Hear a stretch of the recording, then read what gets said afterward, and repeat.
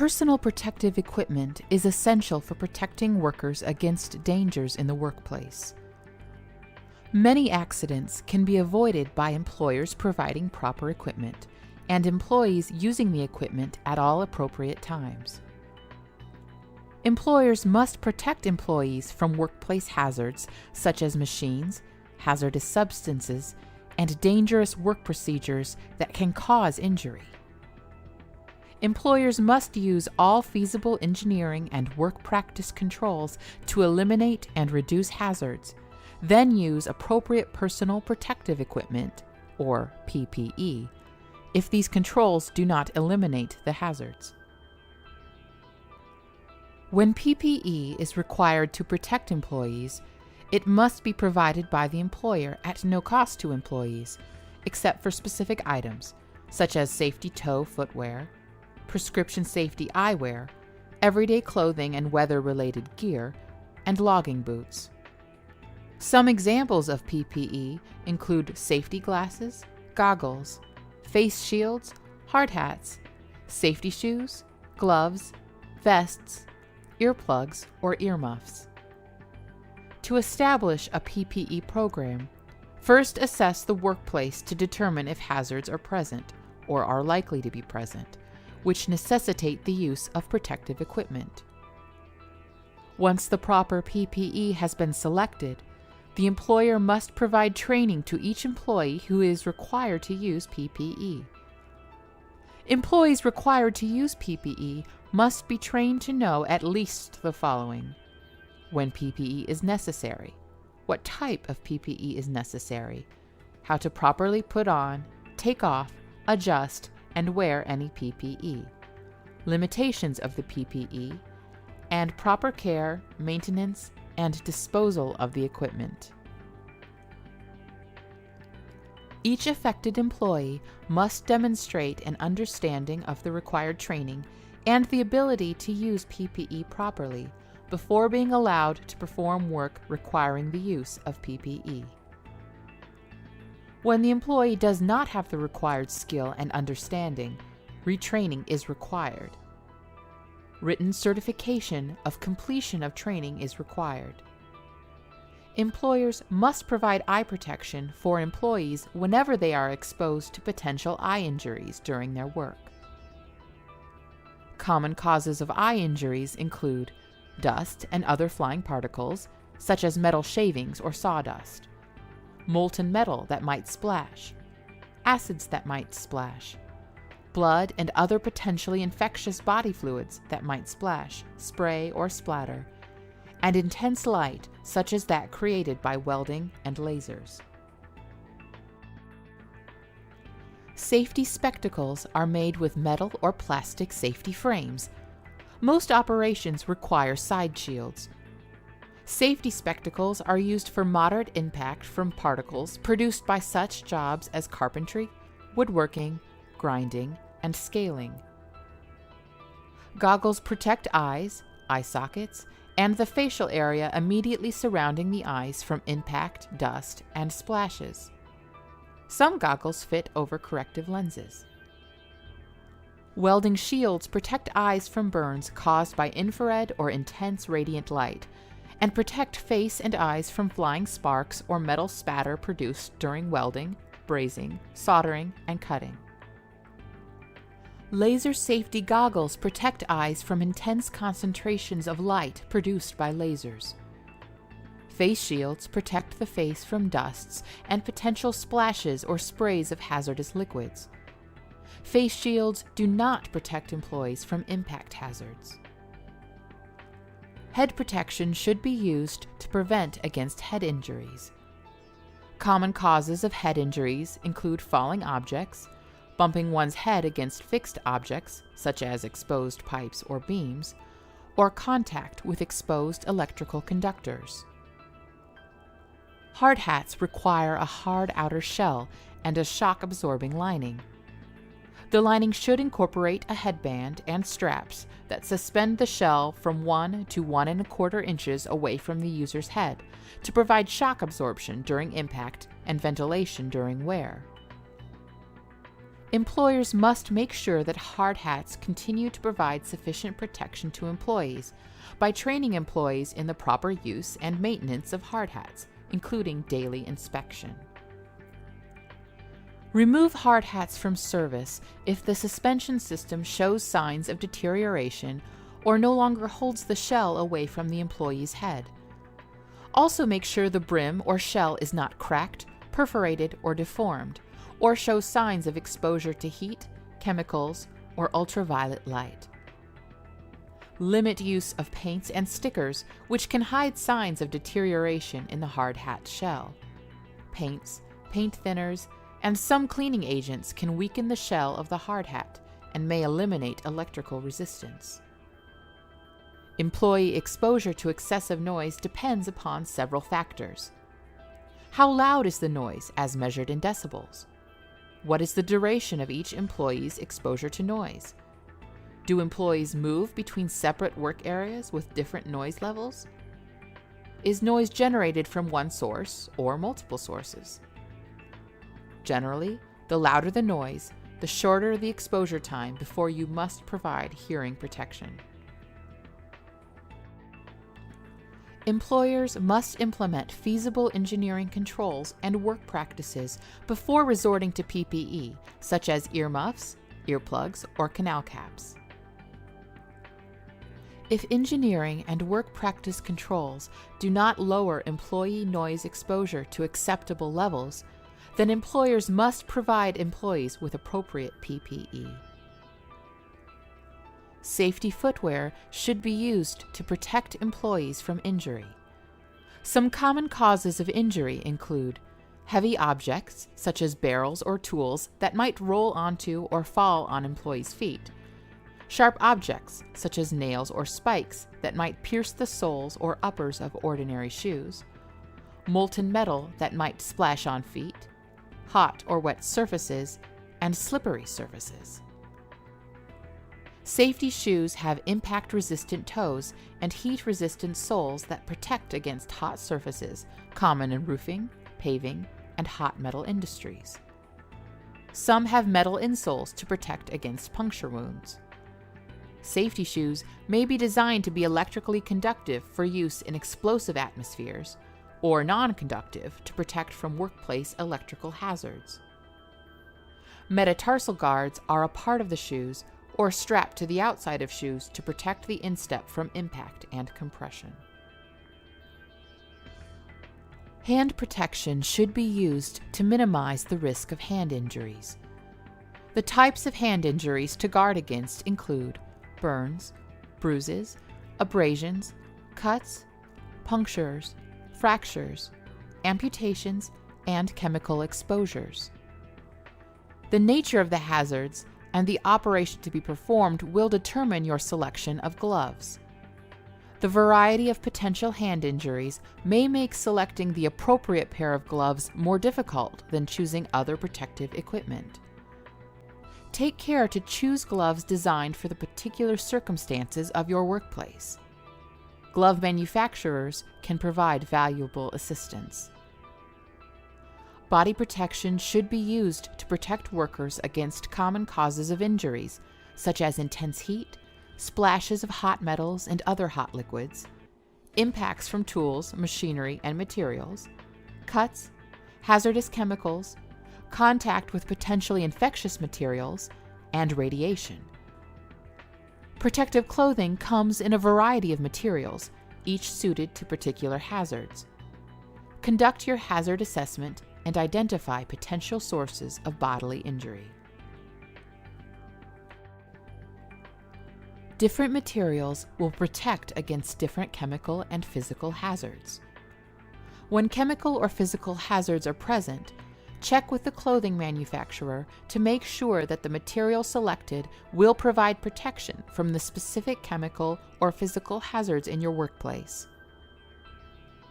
In summary, employers must implement a PPE program where they assess the workplace for hazards, use engineering and work practice controls to eliminate or reduce hazards before using PPE, Select and provide appropriate PPE at no cost to employees to protect them from hazards that cannot be eliminated.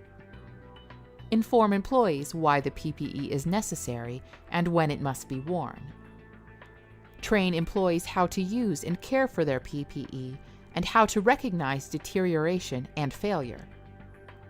Require employees to wear selected PPE in the workplace. This has been a production of Federal Safety Solutions. For more information, please visit fssamerica.com.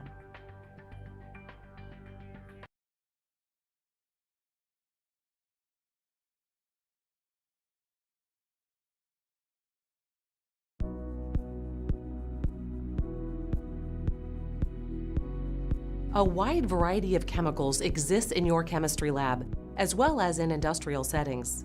Proper use of the chemicals is necessary for them to react as expected, rather than creating hazardous situations, such as fires or explosions. In this video, you will learn how to handle and store the chemicals properly and interpret chemical labels. In the lab, you need to be familiar with the chemicals you are using and handle them safely.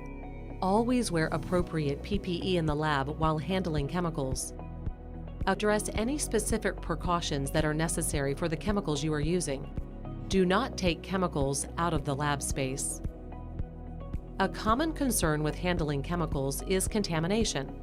Having unexpected chemicals in a reagent bottle can lead to unsuccessful experiments and unsafe situations. To avoid contamination, never return chemicals to the reagent bottles after removing them. Instead, check if someone else could use the chemical or dispose of the chemical properly. To further avoid contamination, do not use lab implements, such as spatulas, in different reagent bottles without cleaning the implement between uses. Handle reagent bottles carefully so you do not risk breaking glassware or the reagent bottle. For example, pour out a small amount of the chemical into a beaker and use that to pour the chemical into more delicate glassware, such as a burette. Also, never pour solutions or reagents above your head. A common way to quickly communicate the hazards of a chemical is the National Fire Protection Association, NFPA, diamond. The diamond may appear on a chemical container or in its storage area.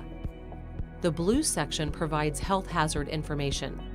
The red section provides information about its fire hazard. The yellow section provides information about its reactivity hazard. And the white section includes codes to indicate any special hazards, such as being an acid. A rating of 0 is stable, whereas a rating of 4 is the most hazardous in each area. Use the NFPA diamond to inform your handling of the chemical, such as whether you can safely heat it or mix it with water. You can also find more information in the SDS for the chemical. In general, use a chemical only in the way you are directed to do so. When you are done using a chemical bottle, close the bottle and return it to its proper storage location, or where your TA or instructor determines is appropriate. Do not leave bottles out longer than necessary. It is more likely for them to become broken if left out. Also, be sure to clean up any spills appropriately. A good chemical storage location should be cool, dry, and dark, such as the designated chemical storage cabinets. Leave cabinet doors closed. Storage cabinets are designed to contain any spills or even explosions, but only when the doors are closed. The cabinets also should be labeled by type of chemical, so that incompatible chemicals are not stored together. Do not use a fume hood for long-term storage of chemicals. If you have any question about the proper storage location, check with your instructor. Make sure that you are familiar with the storage options in the lab and that you know where each chemical belongs. You should also know where you can get more of the reagents if supplies run out. If you need chemicals from a stockroom, retrieve them yourself. Do not use students to retrieve chemicals unless otherwise told to do so by an instructor or coordinator. Whenever opening a new reagent bottle, make sure to write the date of opening on the bottle to keep track of how long it can be used. Summary. Make sure you are informed about the chemicals you are using and prepared with PPE to handle them properly. Do not return any chemical to the reagent bottle after removing it, or use the same lab implements with multiple chemicals. Pour liquid into a beaker to avoid dangerous situations with large reagent bottles. Become familiar with the NFPA labels to quickly assess the hazards of chemicals. Return chemical reagent bottles to the instructed location. Keep doors to chemical storage closed. Store chemicals in dry, cool places properly labeled by hazard type.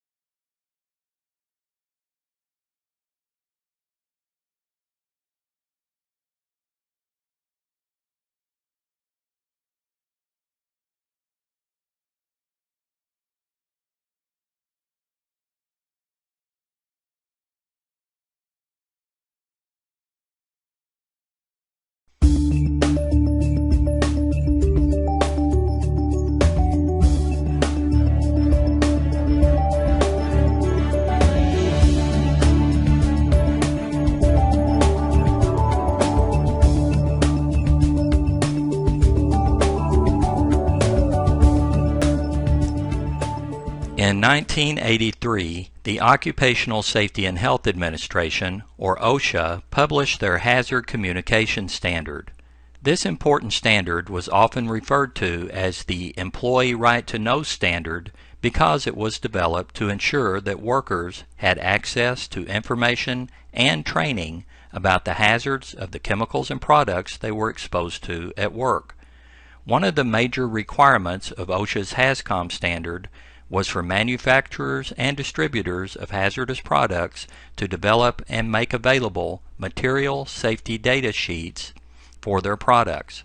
But while the OSHA standard mandated very specific health and safety information about the products be provided on the material safety data sheets, HAZCOM was a performance-based standard, meaning there was no specific format that had to be utilized by the manufacturers and distributors when developing their MSDS, nor were there any standardized hazard ratings or precautions.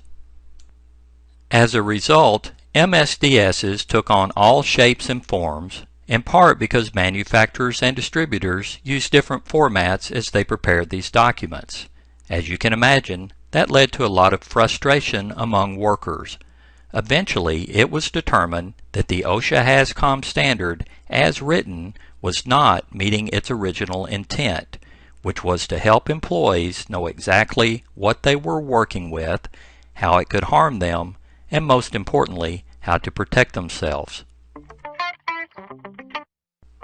So, in 2012, OSHA revised their hazard communication standard and did away with the requirements for material safety data sheets. Now, manufacturers and distributors of hazardous chemicals and products will have to start providing a new informational document called a Safety Data Sheet, or SDS. While the information contained on new safety data sheets is very similar to that appearing on the old MSDSs, the information will now have to follow a specific format and order. There is also a standardized hazard classification system that must be utilized on all SDSs to convey information about the physical and health-related hazards associated with that product, and the revised HAZCOM standard now requires that employers train their employees on how to read and understand the new GHS Safety Data Sheet format. So the standard changed from employee right to know to employee right to understand. As part of the revision to their HAZCOM standard, OSHA adopted the GHS formatting requirements for safety data sheets. GHS stands for the Globally Harmonized System of Classification and Labeling of Chemicals. The GHS is a standardized system, meaning there will be consistency in the information appearing in safety data sheets.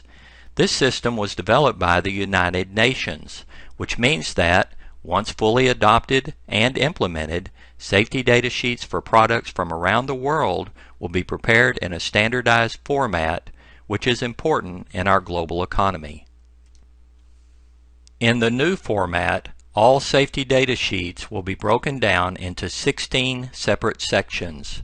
The sections will always have the same titles and will always appear in the same order.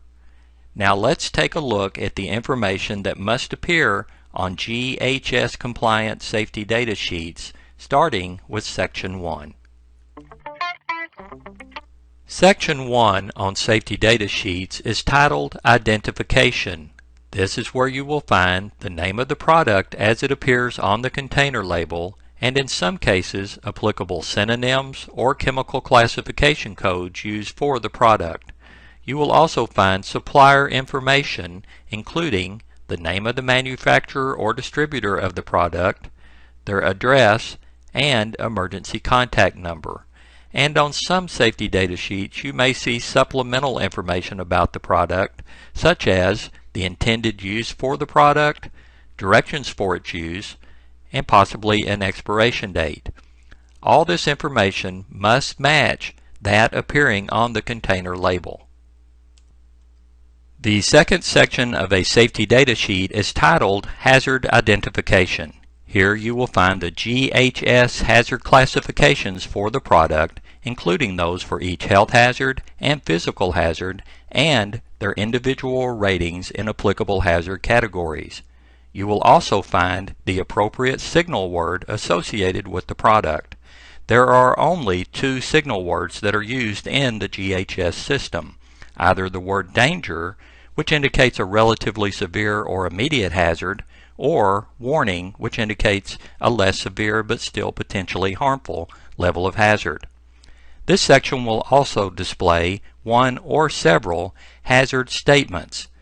Statements such as these 2 examples give employees a quick warning about what hazards are associated with the product and differ according to the classification and categories of hazards presented by the product.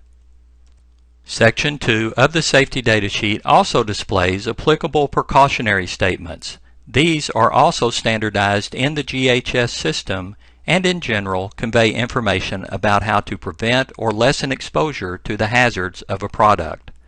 And something fairly new to us here in the United States are pictograms. Pictograms are standardized icons that let workers quickly identify the types of hazards associated with the product.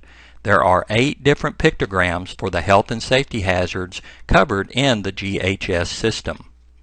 A more detailed explanation of hazard statements, precautionary statements, and pictograms is provided on our online tutorial titled GHS Labeling Requirements, which is also available for free on our website. And last but not least, information about any unclassified hazards that are not covered in the GHS system, such as combustible dust, will be provided in this section. Section 3 of Safety Data Sheets, titled Composition and Information on Ingredients, identifies chemicals contained in the product. This could be a single ingredient for a pure substance, or 2 or more ingredients if the product is a mixture or contains impurities or stabilizers that contribute to the hazards of a product. You will also find the common name and any synonyms that may be used for the product, as well as the applicable Chemical Abstracts Services or CAS number. When the product is a mixture of hazardous chemicals, the safety data sheet will also list the concentration of all ingredients which are classified as hazards, expressed in either percentages or ranges by weight. And for chemicals where a trade secret is claimed, there will be a statement that the specific chemical identity and or its composition have been withheld as a trade secret. Section 4 on a safety data sheet describes the initial first aid measures that should be administered by responders to anyone who has experienced a chemical exposure. This information includes a list of aid for different routes of exposure, such as contact with eyes or skin, inhalation, or ingestion. Also included will be a description of the most common symptoms of overexposure, including those which are acute or delayed, and recommendations for immediate medical care and special treatment that may be needed in some severe cases. Section 5 provides the manufacturer's recommendations for fighting a fire that involves their product. Here you will find a recommendation for the most suitable type of equipment for extinguishing a fire involving the product, as well as information about extinguishers that are not appropriate for use. You will also find details about specific hazards that may develop when the product is involved in a fire, as well as hazardous byproducts that may be generated during the combustion of the chemical. And in some cases, you may see recommendations for special protective equipment or precautions to be utilized by fire brigades or firefighters. Section 6 of the safety data sheet provides the manufacturer's recommendations for responding to spills, leaks, or accidental releases of their product. This could include response measures for containment and cleanup methods to be used to prevent or minimize exposure for response personnel. This may include specific recommendations for protecting personnel involved in the response from specific hazards, such as sources of ignition or lack of ventilation, recommended personal protective equipment to prevent personnel from being contaminated during the response, and emergency procedures, including instructions for evacuation of response personnel when needed, as well as others located nearby. Section 7 will provide information pertinent to safe handling and conditions for safe storage of the product. The required information consists of precautions for safe handling to prevent or minimize the release of the chemical into the environment, to prevent exposure or contamination for personnel handling the product, and recommended hygiene practices. For example, prohibitions against smoking, eating, or drinking in or near areas where the product is being handled. And when the product is being stored, there may be a need to avoid certain incompatible materials or agents such as high heat or water that might cause the product to react. Section 8 of the safety data sheet, titled Exposure Controls and Personal Protection, lists the OSHA permissible exposure limits, or PELs, for the chemical or chemicals contained in the product. These mandatory limits dictate when it will be necessary to utilize controls such as ventilation systems or respiratory protection devices to protect workers from the ill effects of overexposure to the chemical. There may also be listings for voluntary threshold limit values, or TLVs, established by the American Conference of Governmental Industrial Hygienists, or similar limits recommended by other groups. This section will also list appropriate engineering controls, where applicable, such as recommendations for exhaust ventilation systems or enclosures to contain emissions. And, of utmost importance, you will find the manufacturer's recommendations for personal protective equipment, or PPE, including any special requirements for providing certain types of PPE, such as respirators, goggles, or gloves. Section 9 of the safety data sheet identifies all applicable physical and chemical properties associated with the product. While most workers may not care about this type of information, Safety managers and engineers may have a need to know about specific information on the product, including but not limited to: what does it smell like? What does it look like? At what temperature does the product freeze or boil? They may also need to know at what temperature the product emits enough vapors to catch on fire or cause an explosion. How much vapor must be present at the point of ignition to burn or cause an explosion, and are the vapors heavier than air or lighter? And when dealing with corrosive products, it may be necessary to know the pH of the chemical. Section 10 of a safety data sheet is titled Stability and Reactivity. Here you will find important information identifying any other materials which may be incompatible with the product, as well as any conditions to avoid during storage or handling, such as temperature extremes, shock, and static discharge. There will also be information about any conditions that could cause the chemical to react or polymerize, as this could cause the product to release excessive pressure or heat, or create decomposition products that could be harmful to exposed workers. And when applicable, this section will also provide information about stabilizers that may be needed to maintain stability of the product. Section 11, titled Toxicological Information, lists the known routes of exposure the chemical can use to get into your system, including inhalation, ingestion, and skin and eye contact. Also listed are the effects of exposure to the product, which include acute and chronic effects, applicable target organ effects, and a description of symptoms associated with overexposure to the product. There will also be specific measures of toxicity where applicable, such as LD50. That is the estimated amount of a substance expected to kill half of exposed test animals in a single dose. And if a chemical is listed as an actual or potential carcinogen, that information will be provided in this section too. Section 12, Ecological Information. Section 13, Disposal Considerations. Section 14, Transportation Information, and Section 15, Regulatory Information, all deal with requirements regulated by other entities such as the Environmental Protection Agency or the Department of Transportation. Therefore, these sections are not regulated by OSHA, but appear in the safety data sheet to be consistent with the GHS format.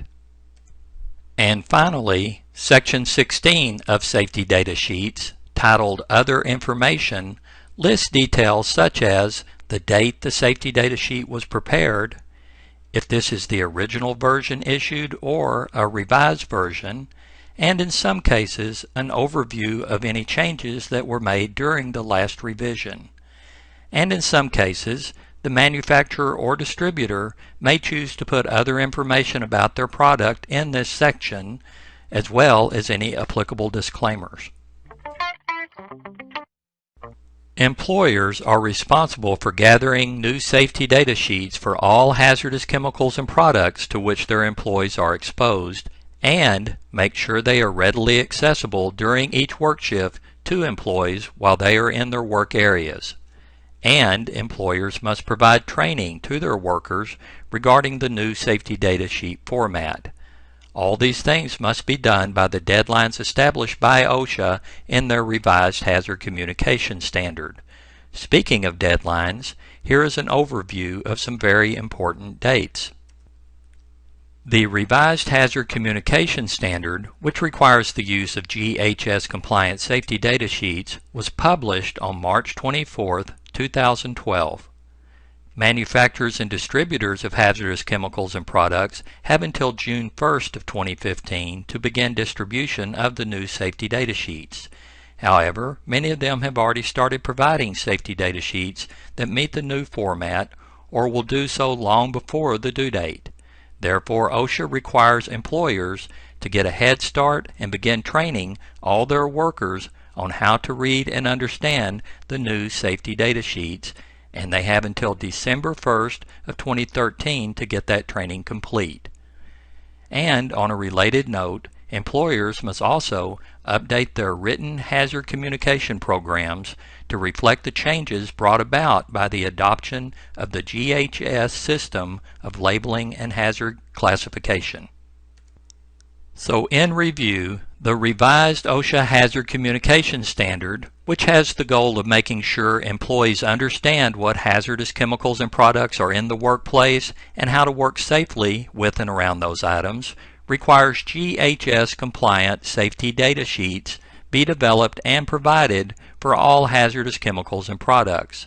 These safety data sheets are standardized in format, will always be comprised of 16 sections that appear in the same order, and provide standardized warnings and precautions applicable to the product. Also, employers must provide training for affected workers so they can find and understand the information that appears on safety data sheets. If you have any questions about the GHS format for safety data sheets or about the hazards of any of the products you work with, contact your employer safety representative or feel free to contact the safety professionals at OSHA Training Services through our website.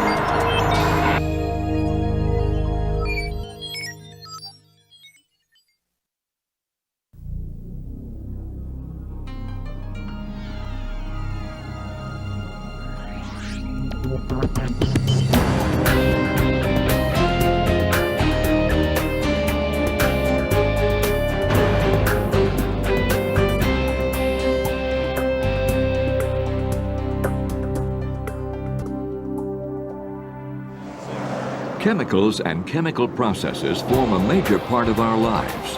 From the cars we drive, to the foods we eat, to the ways in which we relax, we depend on a vast array of chemicals to make life easier, safer, and more convenient. Chances are your work brings you in contact with chemicals and chemical processes. Even the simple act of putting gasoline in your vehicle means transferring a highly flammable liquid from one container to another. And while the final product provides enormous benefits, chemicals may be dangerous or even deadly. Corrosives, for example, are often used in the manufacture of life-saving pharmaceuticals. These same chemicals, however, can cause serious skin damage, blindness, and even death. As dangerous as some of these chemicals are, you can handle them safely by knowing what you're working with, how to handle it, and what to do in an emergency. This program shows how to identify certain chemical hazards, handle chemicals safely, and how you should handle emergencies involving these chemicals.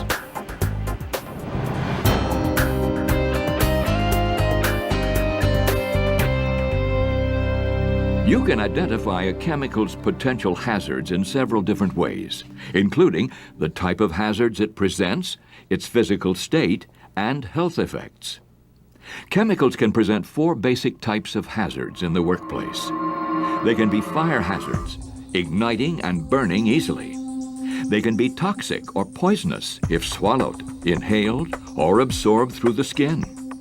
They can burn skin on contact. And they can react dangerously when they come in contact with other materials.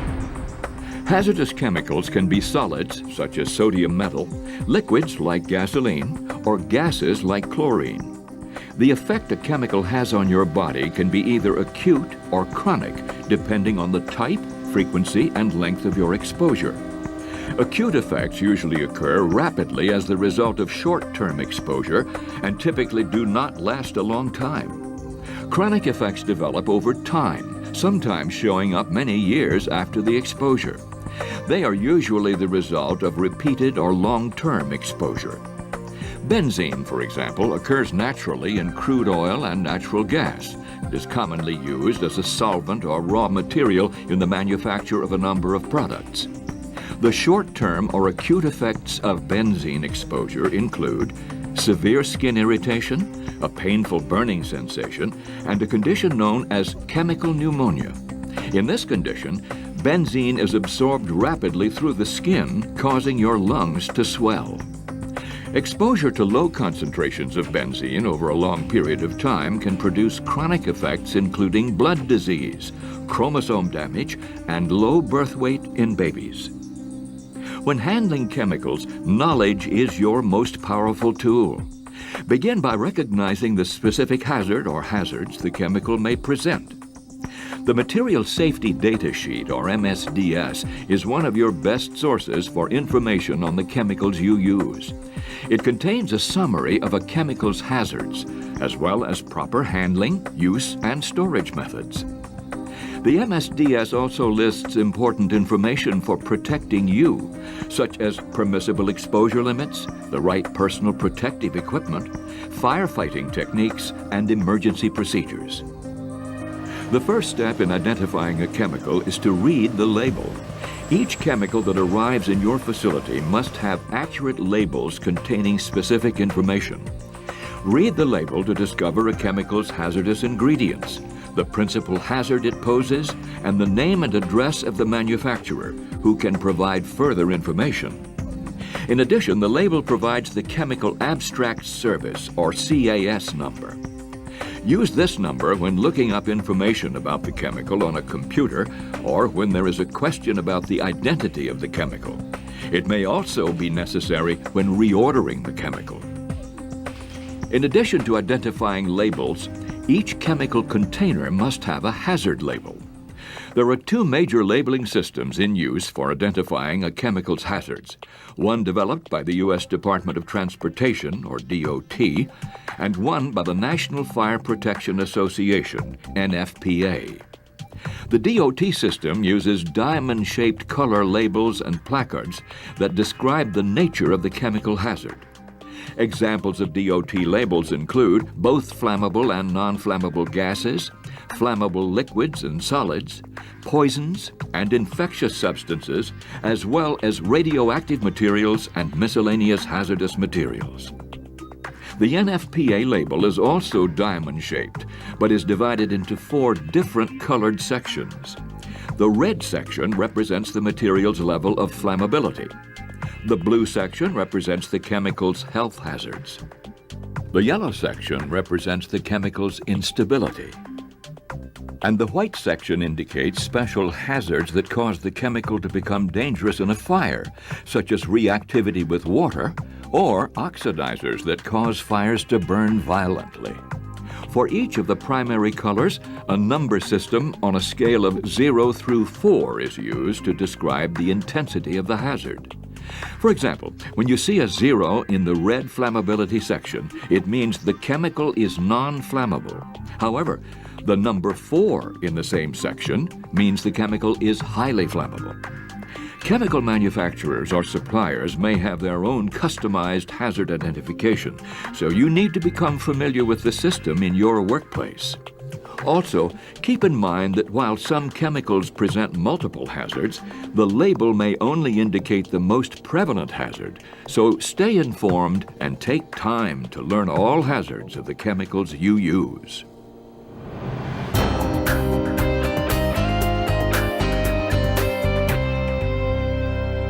You can reduce the risks of hazardous chemicals by using proper handling and storage techniques.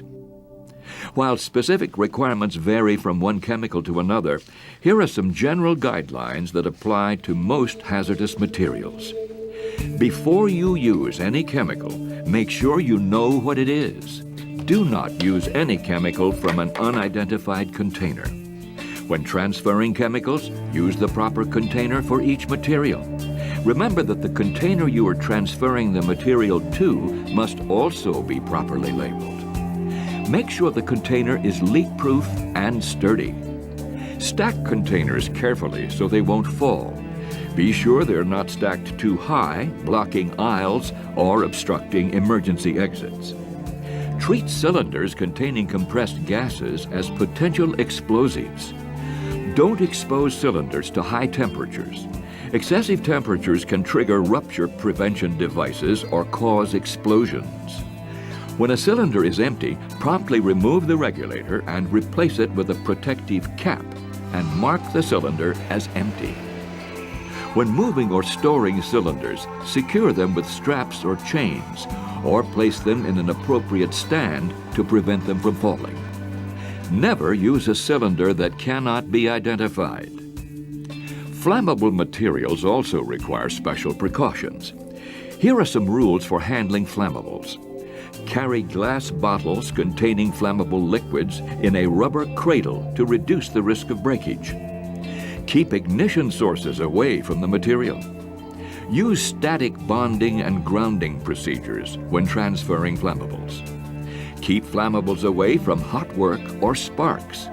And observe no smoking regulations in areas where flammables are used or stored. Oxidizers and flammables are a dangerous combination. Store them well away from each other to prevent violent reactions in case of fire. Use NFPA-approved fireproof cabinets to store flammable materials away from the work area. Many accidents occur when chemicals are being moved to and from storage areas, so use common sense and the methods your facility has outlined when moving hazardous chemicals. When working with any hazardous chemical, keep the area well ventilated to prevent harmful vapors or dust from accumulating in the air.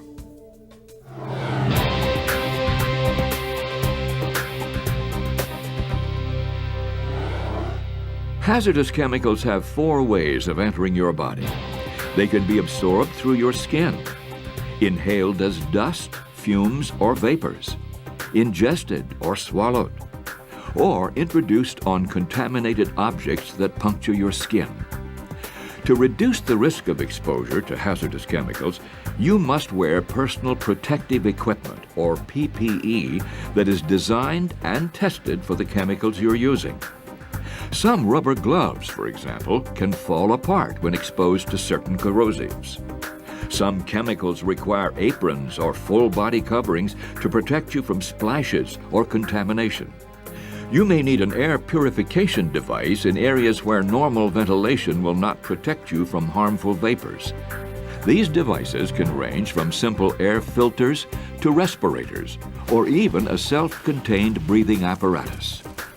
In all cases, protect your eyes with safety glasses, safety goggles, or a face shield. Protect your hands with appropriate gloves. Neoprene gloves can protect you from most corrosives or solvents, but don't guess.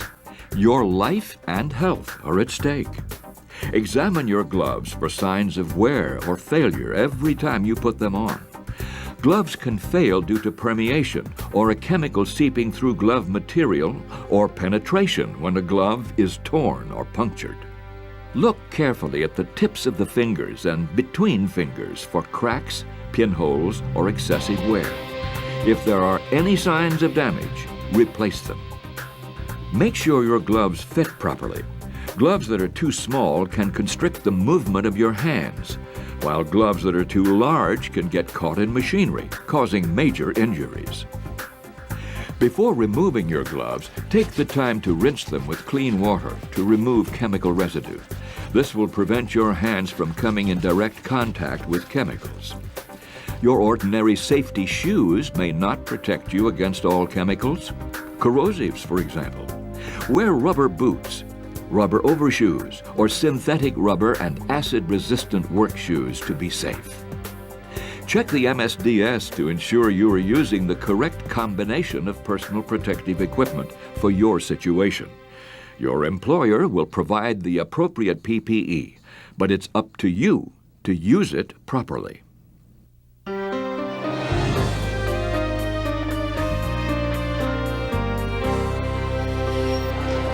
No one plans accidents, but you can make plans to handle them. Your facility's emergency action plan contains specific information for handling hazardous material emergencies, including contact information, evacuation and rescue procedures, and reporting guidelines. Learn the plan before you have to use it. Your knowledge could save lives and property if you apply it quickly and properly. In the case of spills or leaks, the HAZWOPER standard, along with Title III of the Superfund Amendment Reauthorization Act, or SARA, may apply. HAZWOPER, or Hazardous Waste Operations and Emergency Response, establishes strict training level guidelines when a dangerous spill or leak threatens your workplace. In addition, SARA Title III states that any hazardous spill that releases more than the threshold limit of a contaminant into the environment must be reported immediately to local authorities or through approved notification methods. HAZWOPER also prohibits workers from participating in hazardous waste operations and emergency response activities unless they have received proper training according to worker protection standards. In other words, if there is an emergency, do what you're trained to do and stay out of everyone else's way. If you don't, you could make things worse and become a casualty yourself. If a fire occurs that is small enough to fight with a portable fire extinguisher, make sure you use the right extinguisher for the type of fire you're fighting and that you know how to use it properly. Remember the PASS system. Pull the pin, aim the nozzle, squeeze the handle, and sweep from side to side at the base of the flames. If the fire becomes too large, or you start to run out of extinguishing agent, evacuate the area immediately. Finally, when you're working with or near hazardous chemicals, always make sure you know the location of eye wash stations, safety showers, and the number for the Poison Control Center. If your eyes are splashed by chemicals, get to the eye wash fountain immediately. Hold your eyes open in the water and flush them continuously for 15 minutes. For larger splashes, get to the safety shower without delay. Step into the running water and remove contaminated clothing while in the shower.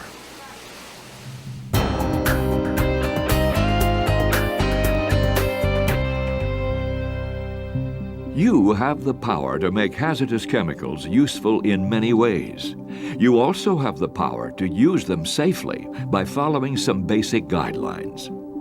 Know what you're working with, read the label and MSDS, and make sure you understand the hazards and the ways to avoid them. Know how to move, transfer, and store the material safely. Use the right PPE and use it the right way. Know your role in case of emergency. Know when and how to fight fires involving hazardous chemicals. Just as important, know when not to fight them and get help instead. Finally, learn the locations of safety equipment such as fire extinguishers, eye wash stations, and safety showers. Knowledge. Your knowledge is the key to keeping hazardous materials under control. You can make the difference and keep your workplace safe for you, your coworkers, and your community.